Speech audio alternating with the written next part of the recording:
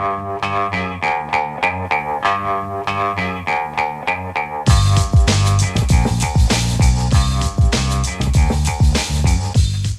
the Brian Lehrer Show on WNYC. Good morning, everyone. So here we are, a week and a day after the election, and at least two things have happened. One on the national level and one locally. Nationally, 7 centrist Democrats in the Senate, as you no doubt know by now, decided it was time to end the government shutdown with the best deal they thought the Democrats would get, no matter how long they held out. Many other Democrats are furious.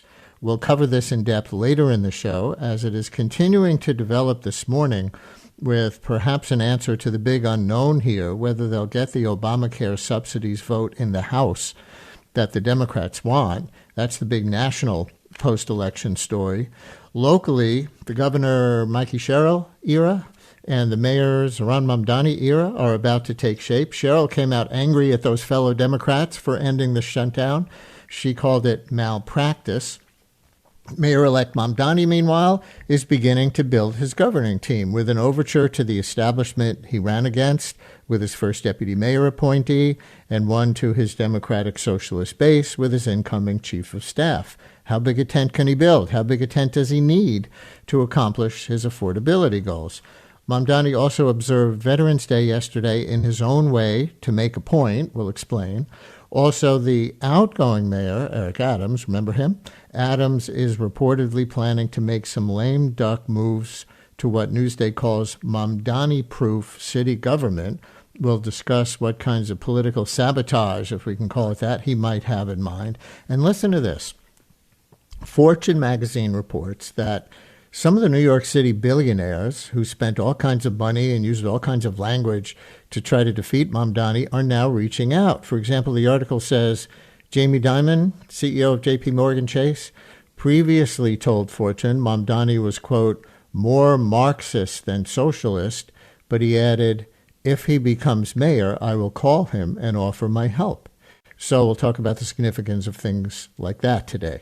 WNYC and Gothamist political reporter Elizabeth Kim came on with us every Wednesday during the campaign, as many of you know, and she's now being generous enough to sign up for a new Wednesday mini-series on the Mamdani transition on these Wednesdays through the end of the year. The inauguration will be on New Year's Day. So hi, Liz. Welcome back to the show. And once again, happy Wednesday. Happy Wednesday, Ryan. We have less than 50 days until Mamdani takes office. There we go. The era begins. Your article on these top appointments carries the headline, Mayor-elect Mamdani picks Bill de Blasio veteran for top deputy. Who is this Bill de Blasio veteran? So this is Dean Fullahan. He worked under de Blasio both as a first deputy but also as a budget director. Prior to that, he worked for the state assembly for over 30 years. He started out as a policy analyst for the late former Assembly Speaker Sheldon Silver.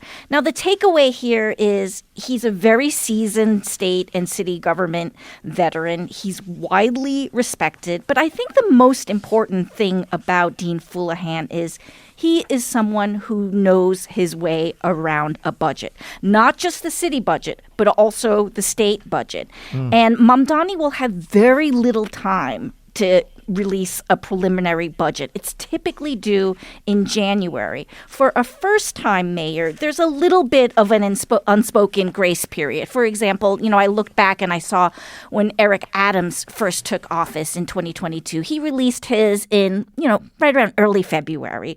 But he definitely needs someone who knows the budget, who can hit the ground running. So that is what Dean Fullahan brings.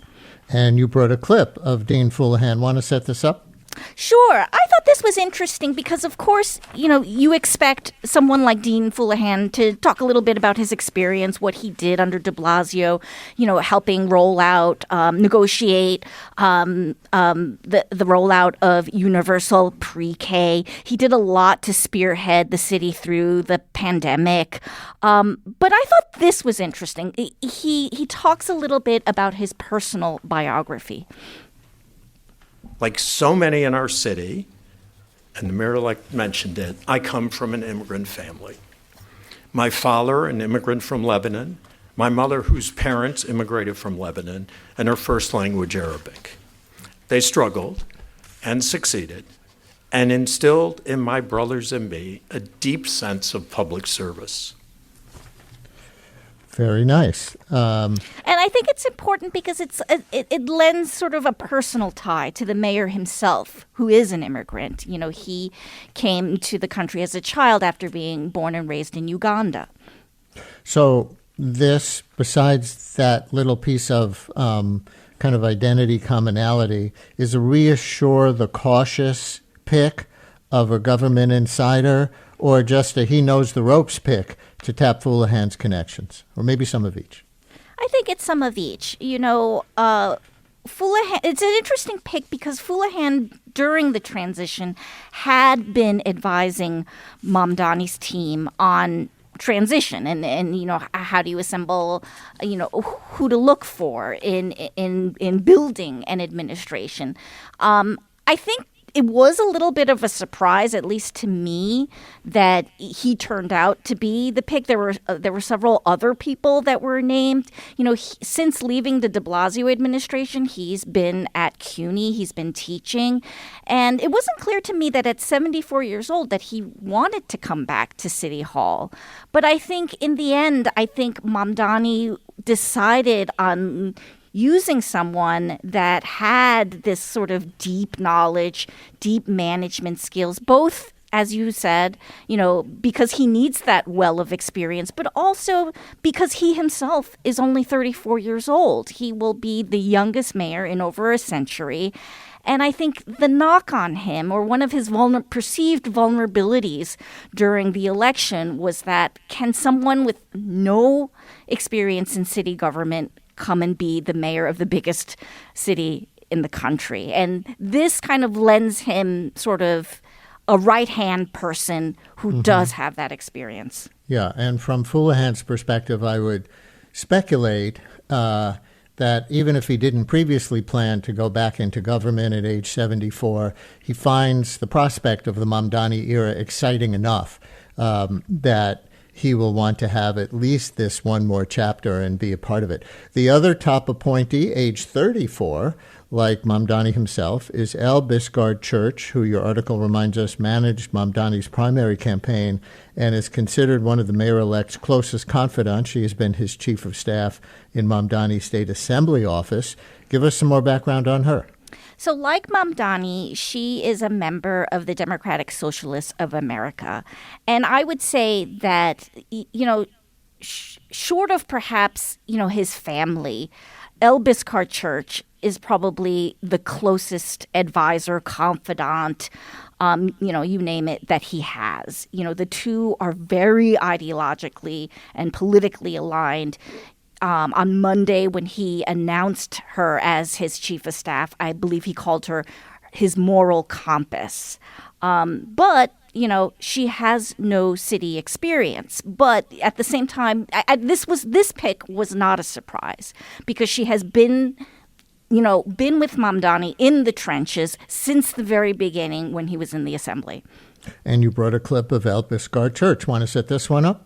Sure. So this to me is interesting because unlike Dean Houlihan per se, because, you know, he was someone who was prominent in de Blasio's administration, this is really the public's kind of first look, close look at El Biscard Church. I think she's very familiar to people in DSA circles, but not to the broader public. So it was very interesting to see how she would talk about how she would approach government.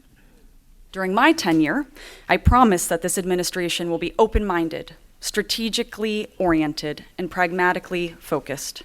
We will be open to new ideas because we know the old ones aren't working. Anyone who wants to contribute to our shared project of building a better New York for all its citizens has our ear. Now, one of the criticisms or maybe concerns about the DSA, I would say, is some critics feel that they are very ideologically rigid. So if you hear Biscard Church talking there, you know, she's saying, you know, pragmatism. Pragmatism, open-minded, right? And I think that is meant to alleviate some fears of people who are outside the DSA or maybe perhaps more centrist in the party that their ideas and their concerns will be heard by Biscayne Church. She is named in some stories as the architect of Mamdani's proposal for a Department of Community Safety, that unarmed response team for certain kinds of mental health crises. The department would also fight hate and bias crimes against Jews and Muslims and others, according to Mamdani. Know anything yet about how that might take shape if she's the architect of that? Well, my colleague Charles Lane has done a lot of deep reporting on this, and there is intense interest from criminal justice advocates on who would helm this department, how it would be carried out, what is its relationship to the NYPD and the commissioner. But at this point, these are all still open questions. What I've learned from my reporting is that when it comes to this particular issue, the Department of Community Safety, but also the issue of policing and criminal justice at large, Biscayne Church and Mamdani are the principal architects, and they will have the final say. And where does the Jessica Tisch story stand now that you mentioned the NYPD? The current police commissioner under Mayor Adams, Jessica Tisch, who Mamdani announced that he would invite to stay on, I guess as a kind of reassurance to people nervous about public safety and his past statements about policing. You have another clip from the mayor's news conference yesterday with his new appointees who we were sampling from, and the mayor-elect was asked about Jessica Tisch, where that stands, and said this. And I continue to retain my interest in keeping Commissioner Jessica Tisch, and I'll be sure to inform you when I have any update. So no news is no news. Are there tea leaves? I thought his answer there was interesting. He doesn't spend much time on it. He kind of, you can tell he didn't he didn't really want to say too much. But as you remember, Brian, he made that very splashy, and really it's a little bit of an unorthodox thing to do, which is to announce a pick as big as police commissioner before the election, right? Mm-hmm. So he announces that hours before the final debate. And I think, the way most of us read that was that there must have been some conversation between the two of them, because it would seem very strange to kind of come out in front and kind of say, this is who I want to be my police commissioner without giving that person a heads up. What I've learned is that his campaign did approach and have a conversation with the police commissioner, but she's been very mum as to, the roles she sees for herself in the future. She has said, but this is not she herself, but people around her have said that she's very interested in remaining police commissioner. In the past, she has referred to this role as, her dream job, essentially. But other than that, we haven't learned much since that, that story that was broken by the New York Times came out, and he did later confirm it, during the debate and in other subsequent press conferences. But I do find it curious, because I had thought that immediately after he won the election that the announcement of Tisch would have to be fairly soon. Perhaps it does make sense. You do want to maybe announce your first deputy mayor, make that the first formal announcement. But the fact that we are now, it's now Wednesday. There's no appointments press conference planned for today. We'll see. But the sort of, I think the longer we wait, I think the more questions will arise as to what is the holdup? Is there any kind of hesitancy on Tisch's part from accepting the job? Does Mamdani have any demands of her? Are there any anti-Mamdani people urging Tisch not to take the job? That I don't know, Brian. But I imagine that yes. I mean, the governor has come out and said that she wants Mamdani to keep Tisch, and that was in fact reported as one of the reasons why Mamdani did, in effect, announce that he would try to do so. Interesting. Listeners, any questions or comments for Liz, Kim, on any of these appointments named so far, or anything else about the Mamdani transition? 212-433-WNYC, 212-433-9692. You can call or you can text. By the way, Controller Brad Lander, who ran against but then endorsed Mamdani in the primary, gets named in several articles as having been interested in first deputy mayor, but spurned by the Mamdani team, and now he's considering running for Congress. What's the Brad Lander story, as far as you know? In September, my colleague Bridget Bergen and I did report that the relationship between Mamdani and Lander had become strained. And it had become strained in part because Lander was going around and telling people that he expected or that he wanted to be the first deputy mayor.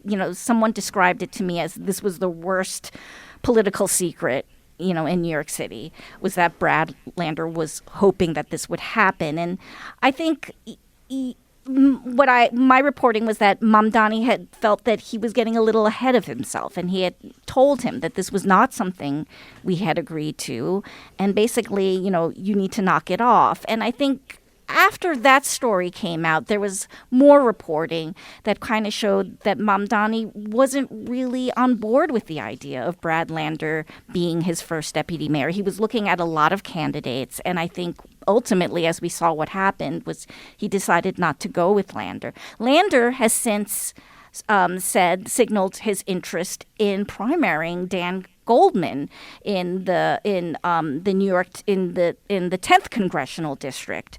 So that's kind of interesting because I think at the time, and it seems like so long ago, but if we think back to when Brad Lander decided to come out and basically endorse Mamdani together. And this was kind of the first time that this was happening in a ranked choice election where these two candidates were coming out and building this or showing this alliance. I think at the time, a lot of people thought, wow, this is great. This makes a lot of sense. There are two progressives, and Brad Lander, having been on the city council for many years, he kind of balances out the lack of city experience that Mamdani,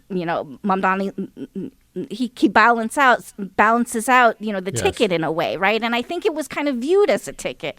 And it's turning out that Brad Lander may very well not be part of the Mamdani administration. Yes, and of course Lander himself was a citywide elected official, as there are only 3 of those posts: mayor, controller, which he was or is for another few weeks, and public advocate. But let's stay on that Lander challenging Dan Goldman, perhaps in a Democratic primary for Congress. He's not the only one, right? It looks like this might be a very crowded primary against a Democrat who is considered centrist enough that the progressive wing might want to primary him on Israel-Palestine and things like that. That's right, Brian. I think all of these races are still sort of, we're going to see the field get more crowded as time goes on. The advantage that Lander has is that he is very much well supported by the Working Families Party. So Alexa Aviles, who is a city council member, has announced her interest in running in that primary as well. So that's a question. What happens there? Does she step down because if Brad does in fact signal announces a formal interest in running for that seat? Unclear, right? I think there might be some strategizing there by the left as to who would be the best candidate that could defeat Goldman. And I saw a report that Progressive City Council member Chi Ose might primary Hakeem Jeffries. Is the DSA leadership, if you know, or is the Working Families Party leadership down with more challenges, even to Hakeem Jeffries from the left after the victory of Mamdani, which obviously showed some electoral power? The challenge that Chiose faces is that Mamdani's people had privately discouraged him from trying to challenge Jeffries in a primary. It puts him in a very awkward position. Jeffries didn't, of course, as we know, immediately endorse him, but ultimately he did. I believe it was just hours before early voting began, but he did do it. I think there will be some questions. Chiase is a member of the DSA, but he is not a longtime member of the DSA. So as to whether or not he gets strong support from the left to go ahead and challenge Jeffries, I think that's an open question. Here's a Brad Lander related call. Marvin in Brooklyn, you're on WNYC. Hi, Marvin. Hi, thank you, and I hope people are contributing to NYC even though there's no fundraiser. I was a very strong supporter of Brad Lander's run for mayor during the primary and all his other elections. I live in his district. But it would be a terrible thing for him to primary Goldman. It would divert millions of dollars and lots of energy that needs to be spent on flipping Republican seats and protecting vulnerable Democrats rather than having a contest where the difference between the two candidates would take a Talmudic scholar or a Jesuit to understand the differences. Marvin, the thank Democrats want people. One other quick point. Democrats are looking eagerly for somebody to stand up to Trump. Goldman actually led the prosecution that impeached Trump. There's no stronger person to stand up to Trump and to defend democracy than Goldman. Brad shouldn't take this race, and I hope he'll reconsider. Marvin, thank you very much. Yeah, probably the Working Families Party, the DSA, if they get involved, would think there's enough money and enough energy to challenge Republicans in general elections and challenge Democrats in primaries where they think it's worth doing. And you're right to remind about Goldman's leading role in the impeachment hearings. I think his strong and pretty unwavering support for Israel is one of the things that's probably drawing interest in a primary. And Liz, in fact, you brought a clip of the mayor-elect on a boycott Israel question he was asked. Do you want to set this up? Sure. This has been something that would kind of rear its head occasionally during the election, which is there is a campus on Roosevelt Island. It's called, sort of for shorthand, the Cornell Tech Campus. It's in process, but I think it's only phase one and is probably, at least 10 years away from being completed. But it involves a partnership between Cornell University and an Israeli university. And when Mamdani was an assembly member, he had called for a boycott of that campus because he had maintained that the Israeli university had some relationship to the Israeli military. So during the primary and also during the general election, he would be asked about this issue and whether he still stood firm on that boycott. And, I think that this is, and this has come up on your show as well, Brian, when you've interviewed him, is how does his stance on BDS, how would that shape city policy? And in one way, this is an example of that. The other way is, you had asked him about contracts, right? Would he decide to cancel or not go forward with any contracts with certain Israeli companies that he found objectionable?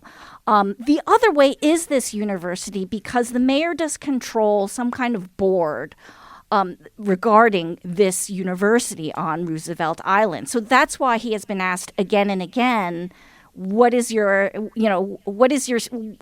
position on this university? What I've said time and again is wherever the Adams administration and previous administrations have taken us out of compliance with international law, we'll return this city back into that compliance. And I think that New Yorkers, by and large, are looking forward to that politics of consistency. That's what we'll deliver on.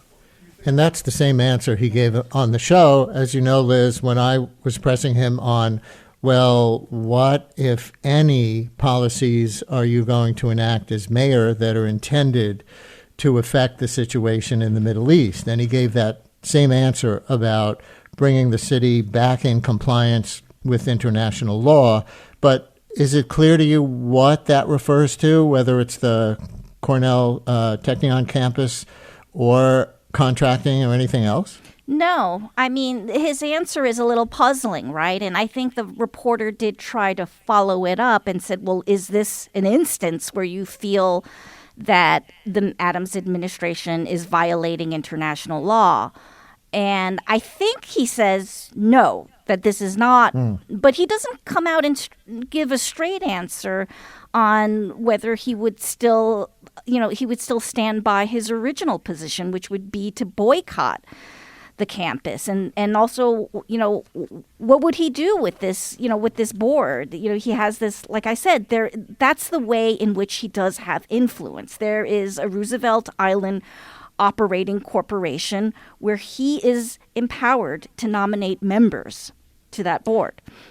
One other thing related, on Friday's show, we had the incoming comptroller just elected, Mark Levine, the current Manhattan Borough president, who's moving up, on the city pension fund's investment in Israel bonds. Here's Levine on Friday.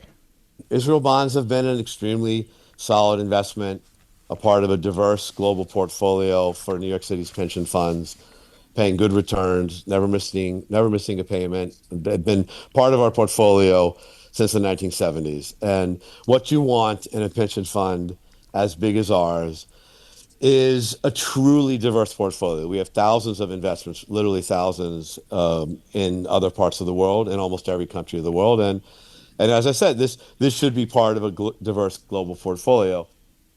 So that's a solid yes on Israel bonds from the incoming controller.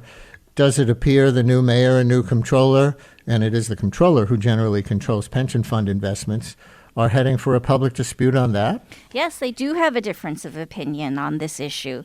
So under Brad Lander, Lander had decided to not repurchase State of Israel bonds that after they had matured. And one of the reasons that he gave was he felt like the city was making an exception because the city does not hold other types of sovereign debt. And he just thought as a practice that it didn't make sense, that the returns are not very good on these kinds of foreign government bonds. He would continue to instead invest in Israeli companies directly, and the city, in fact, invests around $300 million in Israeli companies and also real estate. So it's not that the city, it's been misreported that Lander had somehow taken all of the investment and was no longer investing in Israel. That was not true. He was just trying to bring it in line with how the city treats other foreign countries and government bonds. Mamdani has supported what Lander has done, but you heard there on your show, the incoming city controller, Levine, has signaled that he would want to go back and repurchase Israeli bonds. All right, we'll see what happens with that.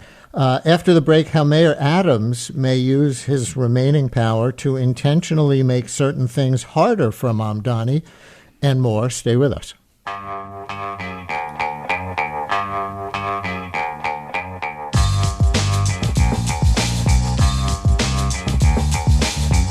Brian Lehrer on WNYC. A few more minutes with our political reporter, Elizabeth Kim, who is being good enough to do kind of an addendum to her Wednesday campaign appearances on the mayoral race. Now it's going to be a Wednesday transition era series of appearances until Inauguration Day. Inauguration Day is Thursday, January 1st. They do it on New Year's Day for Mayor of New York. They do it later in January for Governor of New Jersey, a few weeks later. But look for the inauguration, and we'll have inauguration coverage here on WNYC, and Liz on Wednesdays before that.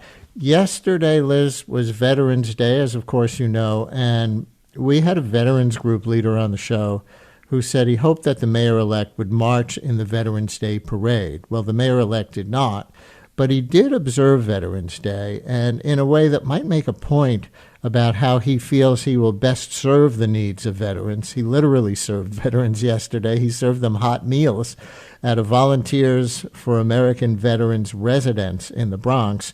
Here's a clip of him there.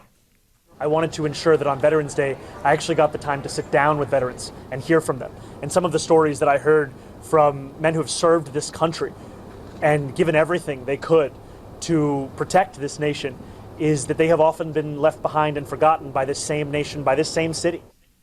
And the mayor-elect said he chose that as his Veterans Day event to, quote, thank you for your service, and also to say the days of thanking you today and forgetting you tomorrow have come to an end. So he kind of, leaned into a performative aspect of the Veterans Day parade that may leave veterans forgotten the next day. And he was trying to make a different kind of point, I guess, huh? That's right, Brian. On the debate that you moderated, I think that was the one in which he said that he was asked about whether he would participate in any parades. And he said, I believe he said that no, that his focus would be on running the city. And he got some flack for that from his opponents as to, why won't you participate in any parades? And this, if he does follow through with it, it would be a departure from prior mayors. And that's not just Adams, but also de Blasio, who did participate in, multiple kinds of cultural parades, Veterans Day, you name it. But he has made, it seems as if he's making a statement, beginning with the Veterans Day parade, that he will not be a mayor who participates in these kinds of parades, and he'll find a different way to engage these constituencies and stakeholders. Yeah, that parade's question was actually in the previous debate, the Channel 4 debate. But did he say, I would have to go back and listen, but maybe you did. Did he say he will not participate in any parades, or just that his focus will be on policy as opposed to parades? I think it was the latter, Brian. I think it was likely the latter because I think he tried to sidestep the question and he wouldn't directly say yes.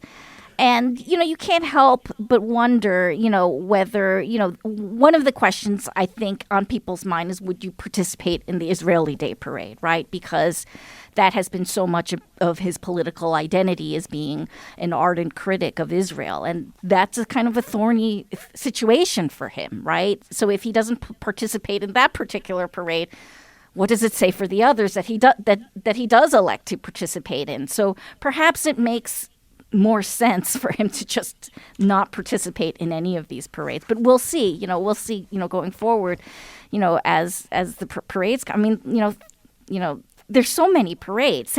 Just think of the St. Patrick's Parade and what a tradition, like how many photographs, archival photographs do we have of New York City mayors marching in that parade? Yeah, by the way, a listener texts a little correction as they see it of me calling Governor Murphy a lame duck. Now that the election is over, in the promo for tomorrow's show, listener writes, Murphy was a lame duck from the moment he was reelected, which technically is true since there are term limits in New Jersey. Before you go, Liz, Newsday has an article about Mayor Adams trying to make things harder for Mamdani. The article starts like this. Call it Mamdani proofing. Potentially packing New York City's Rent Guidelines Board with landlord-friendly appointees to delay the freeze Zohran Mamdani promised for roughly 2 million apartment tenants, offering to rehire public employees fired during the pandemic for refusing the mandatory COVID-19 vaccine. I don't know how that sabotages Mamdani, but continuing. Budgeting an NYPD headcount boost to 40,000 cops, even though Mamdani campaigned to keep the force at the current 35,000. It's been for years. And it continues in the 110th mayoralty's waning weeks. Before Mamdani is inaugurated January 1st, Eric Adams is looking to extend his reach into the 111th. He appears to be considering how to embed people and policies to stymie his successor. And it notes, as lame duck politicians have done since the beginning of American history, and mucking up that successor's ability to quickly deliver on some of the campaign pledges that won last week's election.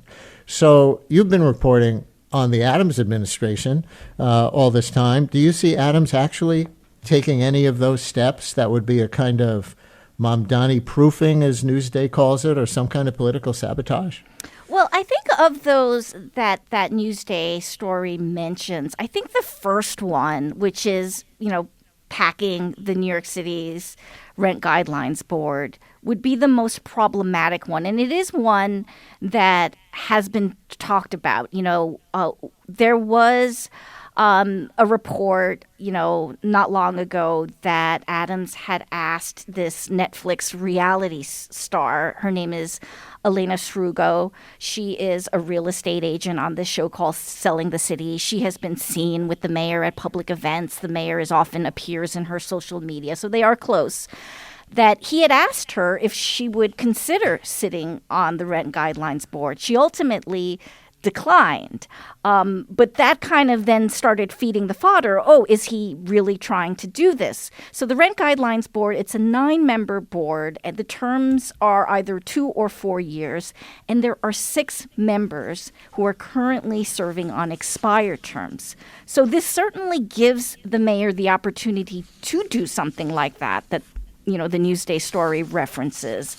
I will say, and I talked to my colleague David Brand about this, it's not that easy to just appoint someone to this board. There's a lot of work involved in being on the Rent Guidelines Board, and I don't know that it's that easy for the mayor to find willing appointees for this board, but that is certainly something that could significantly stall one of Mamdani's key promises, which is to freeze the rent. And the idea behind that is that he would pack the board with appointees who are willing to do so and vote in that manner.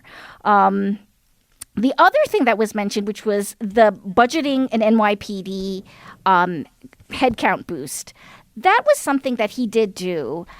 But I would say simply by budgeting for an additional 5,000 officers, he wants to bring it from $35,000 to $40,000, does not immediately mean that those officers materialize. As has been talked about on your show and has been reported, there has been a lot of difficulty in the NYPD to both retain and also recruit officers. I would say maybe the optics of that, though, is by budgeting, by raising the budget to reach that 40,000 mark, it could put the new mayor in a difficult position if he wants to bring that number down. And then the other thing that was mentioned, trying to basically plant his current administration officials in other parts of the city to kind of insulate them from perhaps being fired. That does, as the article says, it does happen all the time. I think a lot of that, though, is just trying to help keep his staff employed. Less than sort of this nefarious suggestion that they're there to somehow, stymie Mamdani's agenda. Well, is he being cooperative? We talk about this when the presidency changes hands, and some presidents do more than others to, reach out to their successors and help with the transitions and, hey, anything I can do to help. And some others more turn their backs. It is an expectation, I think, in all of these executive offices that the outgoing person be gracious and lend a helping hand in the transition. So we have this story from Newsday that we've been discussing in ways Adams wants to make it harder for Mamdani. Is he helping him at all? In his public comments, the mayor has said that, even before the election took place, the mayor said that he was already working on the transition. He has already said that he is going, as is the custom, he is going to sit down with Mamdani and help him with the transition. I know the mayor's prone to exaggeration, but I do believe he said something, this is going to be the best and smoothest transition we've ever had. We'll see. I think the thing to watch is the Rent Guidelines Board.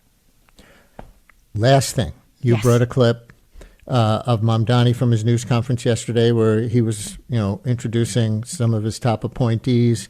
And he used a word, I think this is what you keyed on in this clip, that I've heard him use several times now since the election, and the word is excellence. Yes. Should I just play this, or do you want to set it up further? No, you can play it. Nothing has been more unwavering within this movement than our commitment to excellence. Excellence was the rubric around which we built our campaign team, and it will be the framework through which we approach every governing decision. And excellence is not abstract. It will be reflected in the highest levels of City Hall and the advisors who most shape my decision-making. It's funny, Liz, because I heard that one as boilerplate. Well, I'm going to do a good job, like anybody would say, coming into office. Why did that perk up your ears? Well, for many reasons. For one, the context is we are coming out of a mayoralty that has been, scarred or shaped by scandal, and some would say, incompetence, right? And then on the other hand, we're bringing in a new mayor, a young mayor, who some are worried that is perhaps too ideologically driven, right? And he has, in the closing days, closing weeks toward the general election, has repeated this idea, if not the word itself, of excellence, that his administration would be one that is focused on competency. And I think a lot of that is to draw a contrast both between himself and Adams, but also to reassure people who are worried about his age and worried about his connection to the DSA.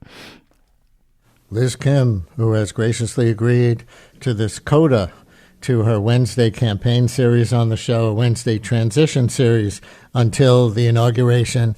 Keep your calendar clear for next Wednesday, Liz. Thanks so much, Brian.